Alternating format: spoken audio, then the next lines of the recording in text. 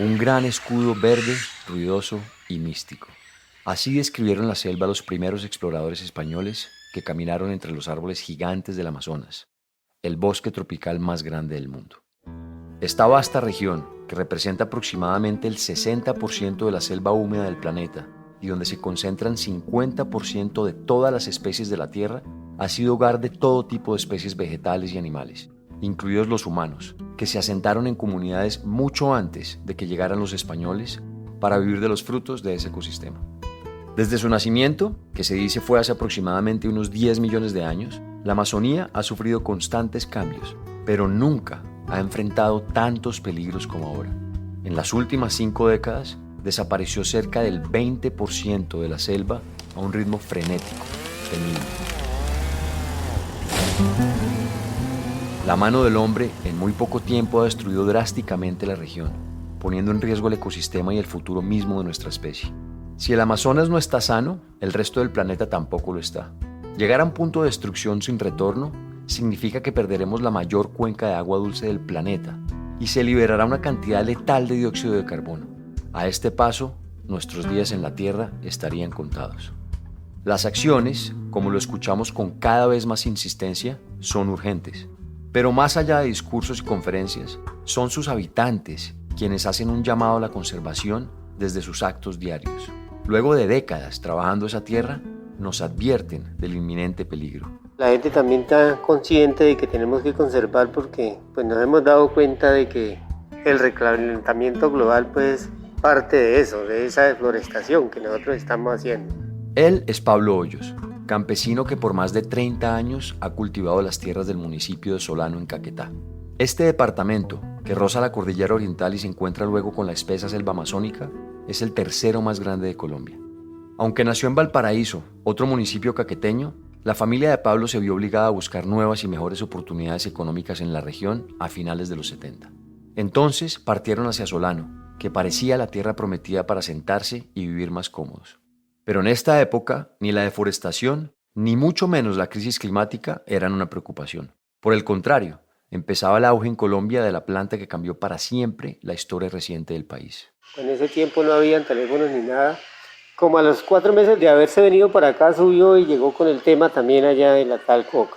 Entonces desde ahí nos vinimos nosotros, se vino mi papá con esa visión de sembrar coca para poder volverse rico. La promesa de dinero por cultivar y procesar coca era demasiado atractiva para rechazarla. De venir de una familia campesina humilde, honrada y trabajadora, la vida de Pablo y de muchísimas otras personas en el país empezó a cambiar con el boom de la coca. Esta planta, que es sagrada y parte de la tradición de muchas comunidades, desató la violencia en Colombia. Esta es la historia de Pablo Hoyos y de su relación con la coca y el cacao, el cultivo que trabaja ahora. ¿Cómo pasó de una a la otra? ¿Por qué? Bienvenidos a Elemental, un podcast sobre el único planeta con vida del que tenemos noticia, nuestra relación con él y sus demás especies. Mi nombre es Nicolás Ibargüen, soy periodista, ambientalista y amante de la naturaleza, pero sobre todo, soy alguien que está convencido de que debemos cambiar la relación que tenemos con la tierra. Tierra querida.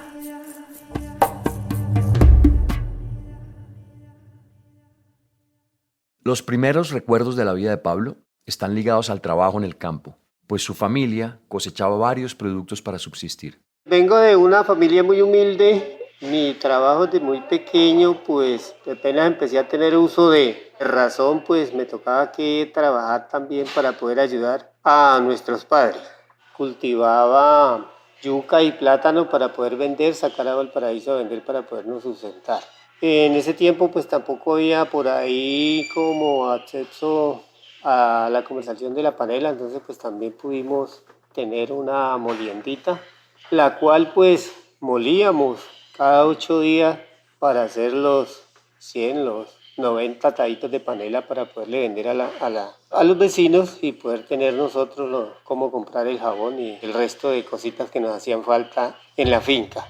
En ese entonces, a finales de los años 70, varios pueblos de Caquetá, incluido Valparaíso, no habían sido declarados como municipios. Eso implicaba que no había presencia formal del Estado y ni había recursos para desarrollar la infraestructura en la región. Ese municipio Anteriormente, cuando nosotros vivíamos por allá, pues no tenía vías carreteables y era muy difícil el acceso de comercialización allá. Ese vacío institucional aumentó la colonización de áreas selváticas en todo el departamento para actividades agropecuarias. En otras palabras, los terratenientes tumbaban el bosque para abrir espacio a la tierra cultivable y a la ganadería. Aunque el ritmo de deforestación no era tan alarmante como hoy, ya empezaban a reducirse el número de hectáreas de bosque amazónico en Caquetá. Así, a comienzos de la década de 1920, miles de familias provenientes de Antioquia, Cundinamarca, Huila y Tolima llegaron allá para adquirir nuevas tierras. Gran parte de los colonos echaron abajo el monte para sembrar pasto, alimentar ganado y extender cada vez más la frontera agrícola de la región. Pero además del impacto ambiental, la ausencia de las autoridades impidió también el acceso de los habitantes a derechos básicos como salud y educación. En la edad de 8 años me pusieron a la escuela a estudiar. Me dejaron estudiar 3 meses, luego me sacaron porque en ese tiempo se trabajaba para tener unos recursos, pues era con maíz y arroz. Y resulta que se llegaba el tiempo de cuidar porque había muchos pajaritos que comían, entonces pues me sacaban y el oficio mío era correr de esquina a esquina en las rosas para poder estar espantando los animales que nos estaban dañando tanto el maíz como el arroz. Pablo solo pudo estudiar hasta quinto de primaria, no solo por ayudar con las tareas de la finca, sino porque a su papá se le presentó la oportunidad de su vida, un negocio que sobre el papel les dejaría mucho dinero en poco tiempo. Pues esa fue la principal causa de pronto mi papá también haber cambiado la finca de Valparaíso por la finca acá abajo en Solano. Resulta de que mi mamá fue una vez por allá al Huila y se consiguió una semilla de unas maticas de coca, pero de esa pajarita que le dicen, pero ella no la trajo con el tema de pronto elaborarla porque ni sabíamos ese tema. Ella la trajo fue con la visión de la medicina, porque pues ella cuando nos dolía la barriga o cualquier dolor, entonces ella cocinaba esas hojitas y nos las daba y con eso pues nos calmaba el dolor. Y un buen día llegó un señor y miró esas matas y dijo, uy, ustedes están perdiendo la plata aquí, estas hojitas usted las coge y las elabora y dan un polvito y ese polvito vale una plata. Entonces pues a nosotros nos llamó la atención. A pesar de que el boom de la coca en Colombia ya estaba en marcha, esta planta formaba parte desde hace siglos de la medicina y los saberes ancestrales de varias comunidades indígenas. La coca tiene 250 variedades y normalmente se dan en zonas de clima caliente con alta humedad, como el Amazonas. De acuerdo con evidencia hallada por arqueólogos, se consume en estas regiones desde hace unos 8.000 años. Pero claro, la cocaína, que nació a finales de 1800, se popularizó después de los años 60 y transformó la imagen y la relación con la planta sagrada. Muchos pueblos originarios, como los huitotos, que habitan todavía en zonas de Caquetá, mastican las hojas de coca con varios objetivos: aliviar el dolor, soportar jornadas de caminata y trabajo, estimular los sentidos, discutir y tomar decisiones en comunidad y practicar ceremonias. Existe un alto valor nutritivo en masticarlas, pues son ricas en calorías, proteínas, carbohidratos, fibras y hierro. Se dice que tiene más calcio que la leche y más proteína que los frijoles. Pero la de la pasta de coca, que es el paso previo de la cocaína, es otra historia. Con el paso de los años y el avance de las técnicas agrícolas, la manipulación de la planta para convertirla en esta droga resultó en un mercado gigantesco. La demanda cocalera creció muchísimo y ganar buen dinero cultivando era una realidad. Así que cuando Pablo entró en el negocio, los frutos se hicieron ver rápidamente. Pero aunque las condiciones económicas iban mejorando, Pablo no estaba tranquilo en su casa. Yo duré 19 años bajo al mando de mi padre y mi madre, porque no me dejaban salir a ningún lado, me gustaba el deporte. Lo único que me dejaban era me dejaban los sábados libre 2 horas para poder ir a jugar fútbol y eso me ponían tarifa especial. Me decían se va a las 3, tiene que llegar aquí a las 5 y si no llegaba a esa hora pues me agarraban. En ese tiempo los padres eran muy recios, cuando uno lo agarraban era garrote. Pues yo mirando eso ya a la edad de 19 años pues me abrí de ello y me puse unos cultivos. Y entré al tema de la coca porque pues ya yo necesitaba, ya me siguió gustando que pues el trago, la diversión, que ya la novia, que por aquí, que irme al bazar. Entonces pues me coloqué como 3 hectáreas en coca. Con su papá, Pablo aprendió el proceso de transformación de la hoja en cocaína. Esas 3 hectáreas que plantó no solo eran la oportunidad de ganar dinero por su propio trabajo, sino de salir por fin del estricto trato en su hogar. Existe un abismo gigante entre la tradición cocalera de los pueblos originarios y la extracción del alcaloide de la hoja, que acaba en el polvo blanco deseado por muchos alrededor del mundo. Pero ¿cómo es el proceso? Bueno, pues el tema de la coca, ella la coge uno y mocha la mata y la mocha en trocitos pequeñitos, hace un huequito, la lleva al terreno, la pisa y ya por ahí al mes ya está naciendo la matica. Ahí hay que hacerle sostenimiento como todo cultivo, echarle de pronto abonitos. Ya a los 7 meses de usted tener ese cultivo, pues ya usted ya puede hacer la primera cosecha. Entonces ya se necesitan de los raspachines. ¿Qué hace el raspachín? Un raspachín pues consigue una carpa y un tulón, extiende la carpa, luego se sube encima de la mata y la coge y raspa normal, como usted de pronto ir a un cafetal y ponerse cuando está bien maduro el café, que no hace uno sino meter el canasto por debajo y jalar la pepa. Asimismo es la cogida del tema de la coca. El departamento del Caquetá presenta la mayor tasa de deforestación en el país según reportes oficiales del IDEAN. Aunque en Colombia existen muchas causas de la deforestación, en los últimos años hay un grupo de factores que preocupa a los expertos: la destrucción de bosques para sembrar pasto, la ganadería extensiva, la minería ilegal, la extracción de madera, la infraestructura no planificada y los cultivos ilícitos, principalmente de coca. Para cultivarla y transformarla, normalmente se talan grandes zonas de bosques primarios, es decir, espacios naturales que durante mucho tiempo han permanecido intactos.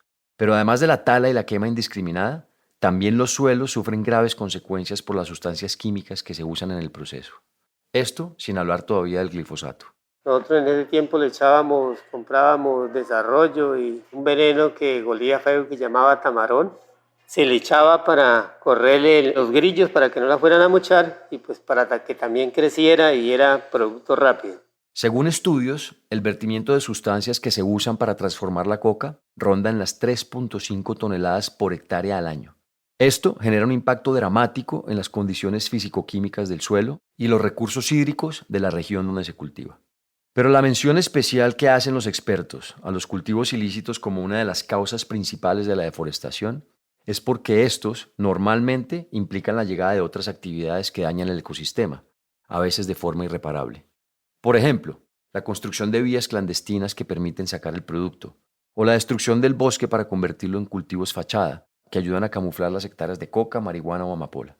Sin embargo, todas estas consecuencias pasaban inadvertidas a finales de los 80, cuando Pablo logró ampliar la cantidad de hectáreas cultivadas y su condición económica estaba cada día mejor. Cuando ya tuve las 15 hectáreas en producción, me llegaron a botar 3.000 arrobas, que eso, pues en ese tiempo esa coca que se trabajaba, pues daba un promedio de 20 gramos por arroba, haciéndole usted bien el proceso. Le pude ayudar a mis padres porque después de que seguí trabajando yo con eso, pues ya mi papá, mi mamá, mi familia no tenían que pensar de pronto en que no tenemos comida en este mercado, que hay que comprar la salsita para el ganado porque yo me hice cargo de todo. Vender el producto en ese tiempo era como salir a ofrecer plátano, papa o yuca. Las políticas antidrogas en Colombia se enfocaron durante mucho tiempo en la estigmatización del consumo más que en la prevención de la producción y el tráfico, mucho menos en la educación o en otras alternativas de cultivos. Incluso durante la conquista, muchos sacerdotes católicos se escandalizaron al ver el papel de la coca en los rituales indígenas. En los primeros concilios provinciales de la Iglesia se intentó prohibir su consumo e impulsar la destrucción de los arbustos, pero la iniciativa fue rechazada debido al vigor y fuerza que les daba a los indígenas en los trabajos forzados a los que eran sometidos. A partir de 1974, durante la presidencia de Misael Pastrana, empezó a funcionar el Estatuto Nacional de Estupefacientes, cuyo propósito era penalizar a quienes tuvieran cultivos de drogas. Pero sin los datos que les permitieran identificar plenamente las zonas de cultivos, poco podían hacer las autoridades. Mucho menos en Caquetá, donde la ausencia del Estado era tan notoria que se imponían las dinámicas del comercio informal.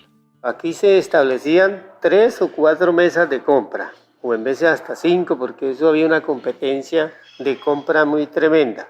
Llegaban 5 o 6 compradores, se hacían en cualquier parte, como decir ahorita, como estaban comprando el queso los días viernes, que se hacen en el puerto, así mismo pasaba en ese tiempo. Un cliente con una gramera pesando, el otro anotando y el otro pagando. Ese era el tema, eso aquí era libre, en cualquier parte se hacía y se vendía. En cuanto a los compradores, aunque como cuenta Pablo se les veía tranquilamente en el pueblo, preferían mantener un perfil bajo. Tampoco los productores como él preguntaban mucho. Simplemente entregaban lo producido, recibían el dinero y punto. Pues pertenecían a los carteles, pero ya ese tema sí ya yo no lo conozco porque pues eso nunca sabía uno a quién ni cómo era que le venían a comprar. Sabíamos de que le vendíamos, pero ya después de que la llevan ya. Durante la bonanza cocalera que vivió Colombia, aproximadamente desde mediados de los 80 hasta entrados los 90, el kilo de pasta extraída de las hojas llegó a costar 500.000 pesos, un verdadero platal para la época. Pero ese idilio no duraría mucho. Resulta de que en ese tema pues ya comenzó también de pronto a haber presencia de FARC, entonces ya comenzaron a organizar ese tema, ya a los compradores les tocaba que pagarle de pronto un impuesto. Los verdaderos revolucionarios hacemos el compromiso de vanguardiar las luchas de nuestra clase y las luchas de nuestro pueblo, para que sea esa clase y ese pueblo en que en determinadas circunstancias, independientemente del tiempo, un día asuman el poder. Quien habla es Jacobo Arenas, uno de los más importantes ideólogos de la guerrilla de las FARC, el grupo insurgente más grande que tuvo Colombia. Aunque surgieron en Tolima a mediados de los años 60, en 1982 decidieron tener un gobierno provisional en las selvas del sur del país, que les permitiera presionar a las autoridades y avanzar hacia su objetivo, tomarse el poder. Putumayo, Bajo Cauca y Caquetá fueron el epicentro de la operación guerrillera y el motor financiero de la organización. Con el despliegue de frentes por estas zonas, lograron cobrar impuestos por cultivos, procesamiento y comercialización de la coca. La renta del narcotráfico para las FARC se centró durante mucho tiempo en lo que ellos llamaron impuesto al gramaje. Este tributo, que pagaban productores como Pablo y también compradores, fue una de las entradas de dinero que tuvo la guerrilla en la región. Además de brindarle seguridad a los cultivos y laboratorios de coca, garantizaban el acceso a las pistas clandestinas para sacar el producto y eran intermediarios entre los narcos dueños del negocio y la población. Después de 1988 se produjo una fractura entre la guerrilla y los carteles de la droga, que ocupaban varias zonas del Amazonas. Básicamente los capos no querían pagarles más a las FARC por la logística y llevaron poco a poco a su propio ejército. Pese a que durante mucho tiempo los jefes de la guerrilla intentaron desmarcarse del narcotráfico, el impuesto del gramaje y otros tributos que cobraban en la zona impulsaban su expansión. El conflicto entonces entre las FARC y los narcos, además del acelerado avance de los insurgentes por todo el sur del país, hizo que el gobierno fijara sus ojos después de mucho tiempo en el Caquetá y complicara el negocio para productores como Pablo. Quien no pagaba la tarifa, pues entonces tampoco los dejaban de entrar a la zona a comprar.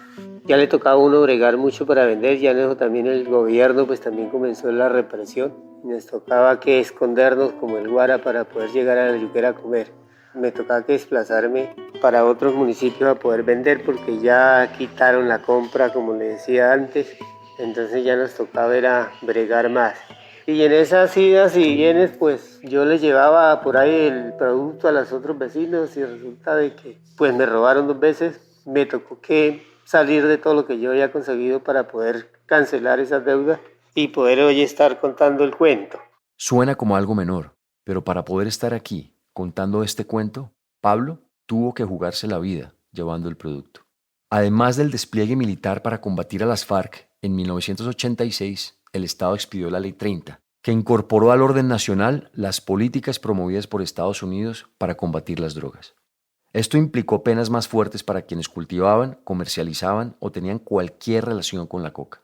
Pero para tener un efecto realmente significativo en esa batalla, las autoridades aumentaron la cantidad de fumigaciones desde el aire para acabar con las plantaciones. El gobierno mandó a fumigar y pues yo aspiraba que para poderme salir del problema que me ha quedado con la venta de eso, entonces me tocó que vender los bienes y ya no me quedaba sino el cultivo. Las aspersiones aéreas existen en Colombia desde 1978. En aquella época, buscaban acabar con los cultivos de marihuana en la Sierra Nevada de Santa Marta y en la Sierra de Perijá. Sin embargo, en 1983 se masificó este método y poco a poco lo llevaron a zonas recónditas del país donde identificaban cultivos ilícitos. Básicamente, la aspersión aérea consiste en fumigar con herbicidas los arbustos desde una pequeña aeronave. Las sustancias que se liberan sobre las plantas causan defoliación en ellas, es decir, la caída prematura de las hojas y luego su muerte. Una vez que la sustancia entra en contacto con las plantas, daña el proceso de fotosíntesis y altera los perfiles metabólicos de sus tallos, condenándolas a morir. Los efectos varían según el herbicida usado, pero en el caso del glifosato, uno de los más conocidos, afecta a toda clase de especies vegetales y animales. Existen varios herbicidas para este proceso. Entre los más conocidos están el glifosato, paraquat y 2,4-D, todos usados en Colombia. Desde los primeros años de las fumigaciones, hubo voces de alerta sobre los terribles efectos que estas sustancias tienen en la salud humana y en la tierra, que están directamente relacionadas. Pero los llamados fueron ignorados por la urgencia de resolver el estallido del narcotráfico. En el caso de los animales, los herbicidas pueden afectar su capacidad reproductiva al disminuir la cantidad de espermatozoides y en algunos casos documentados se demostró también toxicidad crónica. Además, este método de erradicación puede afectar drásticamente el paisaje por la cantidad de herbicida que el viento arrastra hasta la flora silvestre.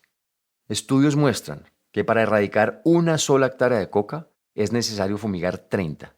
Cuando en Colombia se erradican cultivos con glifosato, se usan aproximadamente 10,4 litros de esa sustancia por hectárea, que es 4 veces la cantidad recomendada para la agricultura comercial.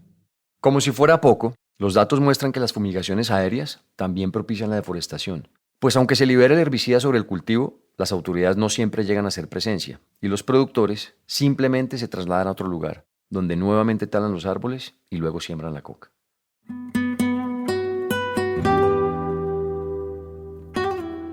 Como se decía anteriormente, consigue uno plata, se adinera muy rápido, pero pues entonces es muy peligroso.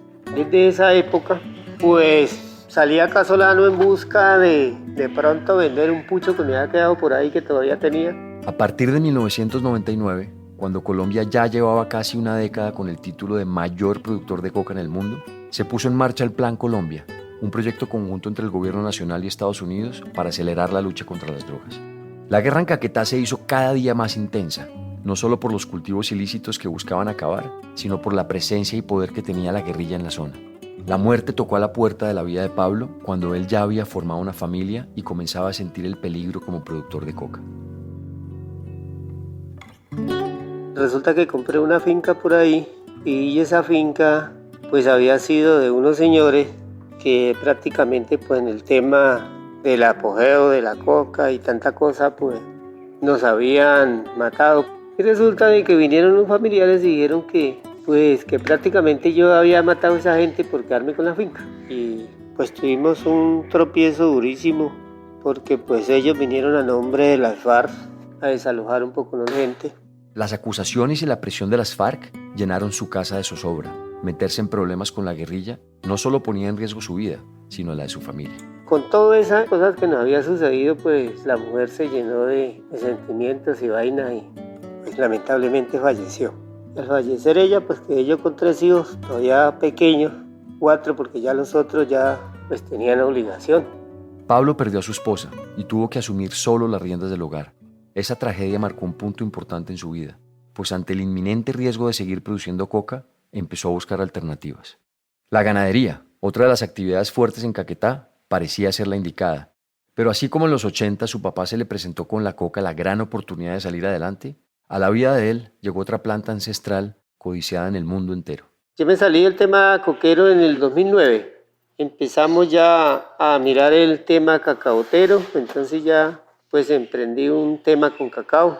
Presentamos un proyecto al Ministerio de Agricultura y nos aprobaron ahí una parte, 200 millones de pesos, con eso pues algunos empezamos con el cultivo del cacao. El cacao fue otro de los grandes tesoros nativos con el que los conquistadores se encontraron y no tardaron en obsesionarse. Su nombre viene del nahuatl, lengua indígena de Centroamérica, y traduce jugo amargo. Pablo empezó a cultivarlo por la estabilidad económica que le brindaba después de dejar el trabajo con la coca. Pero en este proceso acabó cambiando también su mirada sobre el enorme entorno natural que lo rodea. Pues me gusta el tema del cacao porque pues aparte de ser nutritivo para nosotros pues es reforestador y pues mirando a tema que estamos hoy en día pues es muy diferente pensar en un cultivo de pan coger que de pronto un cultivo ilícito o de pronto las ganaderías intensas. Porque una parte del problema del recalentamiento global y de la deforestación. El cacao brinda la posibilidad de volver a darles vida a las áreas afectadas por la tala. Lo que sucede al sembrarlo es que se generan sistemas agroforestales, es decir, zonas donde se mezclan árboles con cultivos y juntos ayudan a recomponer el ecosistema. Hernando Morales, coordinador de ProCacao, la organización de la que Pablo es presidente y representante legal, lo explica. El cultivo de cacao hace exactamente esto. Un sistema agroforestal tiene esa propiedad de ser conservacionista, pero también productor. Entonces la persona que tiene los árboles nativos o tiene árboles que prestan ese servicio, tiene unos cultivos transitorios que le están dando un ingreso y aparte tiene el cultivo de cacao. Aunque es originario de América, hoy en día los mayores productores de cacao están en África. Costa de Marfil, Nigeria y Ghana lideran las exportaciones a todo el mundo. Pero desde hace unos años, Colombia busca destacarse en el mercado cacautero, con un enfoque armónico con la tierra, la ley y el resto de las especies. De hecho, en 2021, el gobierno puso en marcha el Plan de Renovación de Cacao, un programa que busca incrementar la producción renovando 10.000 hectáreas en todo el país. O sea, hago un arreglo agroforestal en donde mi principal cultivo se llama cacao. Y el arreglo es una especie forestal, una especie transitoria, que se llama plátano en algunos casos, o puede ser yuca, un transitorio. Y el cultivo de cacao. Aunque un sistema agroforestal como el cacao no puede sustituir los bosques primarios, que son las áreas naturales con poca o ninguna intervención humana, sí ayuda a preservar la fertilidad del suelo, fortalecer la humedad y contribuir en general al sostenimiento del ecosistema. Pero la agroforestería no debe implementarse como una fotocopia en todas las regiones. Se requieren espacios reforestados hechos a la escala del paisaje para que tengan un verdadero impacto. Por eso es vital, como lo explica Hernando, conocer las características del terreno. Las áreas selváticas son terrenos muy pobres, hablándolo de suelo, en donde todo el sistema, digamos que es un sistema cerrado, en donde es altamente descompuesto y aprovechado por las especies. O sea, un árbol se cae, se descompone y tanto la microfauna, mesofauna y la flora aprovechan ese recurso que hay. ¿Por qué? Porque no hay, digamos que no tenemos, los suelos del Caquetá no son suelos con unas capas orgánicas inmensas, ¿no? Allí se descompone cualquier cosa y es aprovechado inmediatamente. El cacao abrió un mundo nuevo para Pablo y para la región del Caquetá, pues lo sacó a él y a muchos otros del inminente peligro de los cultivos de coca en una región con altos índices de violencia, y le dio la oportunidad de regresarle al ecosistema parte de la riqueza. El beneficio que presta el cacao en nuestra región, pues, es el poder tenerle una viabilidad de recursos a la gente sin necesidad de tanta persecución. Y pues también pues cambiarle un poco la mentalidad a aquellas personas que día a día transformamos el terreno con nuestros montes a desiertos. Generar un proyecto que lograra sustituir la entrada económica que muchas familias tenían por los cultivos de coca no era fácil. Pero además de este reto, buscaban generar conciencia ambiental entre los productores. Hernando explica cómo funciona Visión Amazonía, el proyecto que cobija ProCacao. El proyecto con Visión Amazonía tiene dos propósitos. El primer propósito y el más importante es unos acuerdos de conservación que tiene con cada una de las familias. El acuerdo de conservación es, usted tiene un área de bosque, listo. Firmemos aquí un papel, un acuerdo, en donde usted dice que tiene tantas hectáreas en bosque y esas las va a conservar.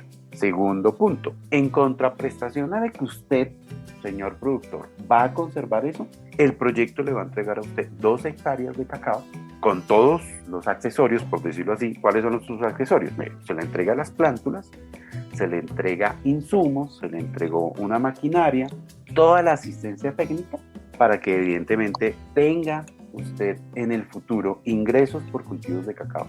De esta manera se va creando una red cada vez más extensa de productores que cuidan las hectáreas de bosque de la región. Una mano más que necesaria para ese ecosistema milenario que garantiza el equilibrio climático y del que depende nuestro futuro como especie en el planeta. Vivir en mayor armonía con el ecosistema es tan valioso como la seguridad que hoy siente Pablo. Además de dedicarse al cacao, se levanta día a día con la motivación de darles a sus hijos un futuro prometedor. Ahorita pues tengo ya prácticamente a mi cargo que están estudiando, uno está haciendo sexto, el otro está haciendo séptimo, y pues ahí estoy luchando por la vida con los hijos, para sacarlos adelante. Ya que yo no pude pues superarme cuando joven, pues al menos dejarle eso a los hijos. Pablo sigue a cargo de 4 de los 8 hijos que tiene. Es el presidente de Procacao y lidera el grupo de cacaoteros en el municipio de Solano. La Contraloría colombiana calificó como una masacre ambiental la situación del país. Según las cifras, al día se talan en promedio 500 hectáreas de bosque, lo que significa que al año se deforesta un territorio del tamaño de Bogotá. Sin embargo, datos del Informe Mundial de Drogas muestran que los cultivos de coca causaron en Colombia en el 2020 un poco más del 7% de la deforestación, un porcentaje relativamente pequeño frente a la incidencia de otras actividades que destruyen los bosques de la Amazonía y otras partes del país. En el grupo de cacaoteros del que hace parte Pablo con su organización Procacao, se conservan 1.476 hectáreas de bosque amazónico, pero más allá de las cifras, son 97 personas que, pese a las dificultades, hoy son conscientes de la necesidad de conservar la inmensa selva que los rodea. Protegerla y educar sobre el tema garantiza no solo la producción que obtienen de la tierra ahora, sino que le da una segunda oportunidad al gran ecosistema amazónico de nuestro país. Una joya que, aunque perdió parte de su brillo, es nuestro salvoconducto para seguir en el planeta.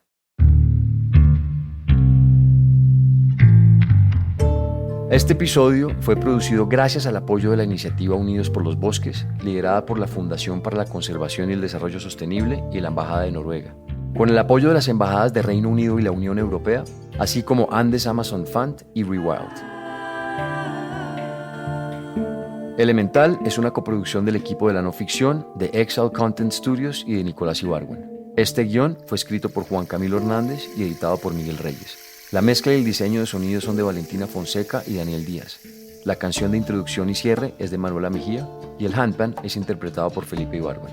La ilustración de la portada es de Camila Preciado. Si tienen comentarios o sugerencias, escríbanos a nuestro Instagram, @podcastelemental. Y si les gusta este trabajo, ayúdenos a regar la voz. Recomiéndenlo a amigos o familia a quienes les pueda servir o interesar. También no se olviden de darle clic al botón de seguir o follow y a la campanita dentro del show Elemental para no perderse ningún capítulo nuevo. Muchas gracias por escucharnos.